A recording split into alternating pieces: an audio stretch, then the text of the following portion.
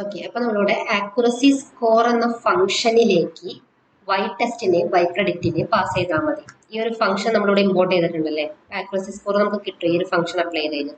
അതിലേക്ക് കൊടുക്കേണ്ട വാല്യൂസ് ഏതൊക്കെയാ? വൈ ടെസ്റ്റ്, അതായത് നമ്മുടെ ഒറിജിനൽ വാല്യൂസ്. വൈ പ്രഡിക്റ്റ് എന്ന് പറയുന്നത് മെഷീൻ പ്രഡിക്റ്റ് ചെയ്ത വാല്യൂ.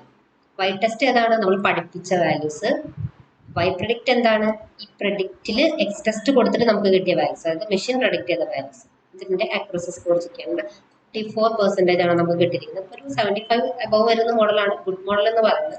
ഇവിടെ ആക്യുറസി കുറവാണ്, ആക്ച്വലി 54%. ഓക്കെ, നമുക്ക് കിട്ടിയിരിക്കുന്നത്.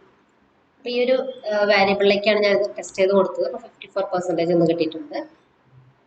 ഓക്കെ, ഇനി കൺഫ്യൂഷൻ മെട്രിക്സ് ചെക്ക് ചെയ്യാം.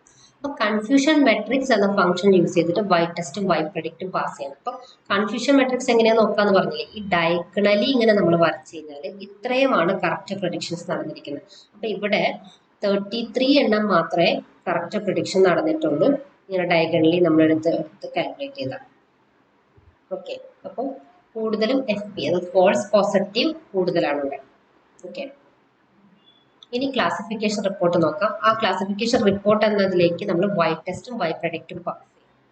അതിന് നമുക്ക് പ്രിസിഷൻ, റീകോൾ, F1 സ്കോർ ഒക്കെ നമുക്ക് നോക്കാം. ഓക്കെ, അപ്പൊ പ്രിസിഷൻ, റീകോൾ എന്താ, F1 സ്കോർ എന്താന്നെല്ലാം പറഞ്ഞിരുന്നു അല്ലെ. അപ്പൊ 0 എത്ര വാല്യൂസ് ഉണ്ടെന്നുള്ളതാണ് ഇവിടെ. 0s, പിന്നെ 1 എത്ര എണ്ണം എന്നാണ് ഇവിടെ കൊടുത്തിരിക്കുന്നത്. ഓക്കെ, ഈ ഒരു ക്ലാസ്സും എത്ര എണ്ണം എടുക്കുന്നതാണ് ഇവിടെ കൊടുത്തിരിക്കുന്നത്. എത്ര കറക്റ്റ് പ്രഡിക്ഷൻസ്.